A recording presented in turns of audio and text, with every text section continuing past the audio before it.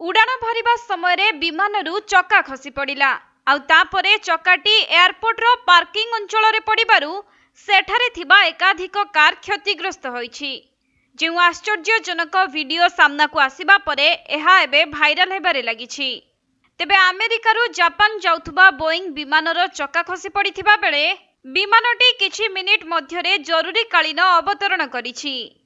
मिलिथिबा सूचना अनुसार आज यूनाइटेड एयरलाइंस रो विमान सान फ्रांसिस्को अंतर्जातीय एयरपोर्ट रु उड़ाण भरिथिला एवं एहा जापान को जिबार थिला, किंतु रनवे रु एहा ऊपर को उठिबा क्षणी एहार गोटिए चक्का खसी पड़िथिला, जे दृश्य मध्य कैमेरा रे कैद होईछि। तेबे विमानरू खसी पड़िथिबा चक्काटी सीधा पार्किंग रे थिबा गोटिए कार उपरे बाउंस होइथिला। एहा परे एकाधिक कार को मध्य क्षति पहुंचाइथिला। सेपटे विमान रे मोट 249 जन लोक थिले। एमाने समस्ते ओसाका जाउथिले बोली सूचना रहिछि।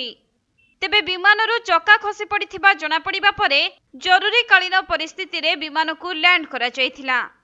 परे समस्त यात्री को विमानरू बाहर करिबा परे एहार मरामती करा जाइछि। सेहिपरि किछि समय परे आउ एक विमान जोगे समस्ते जापान रो ओसाका अभिमुखे यात्रा करिथिबा सूचना रहिछि।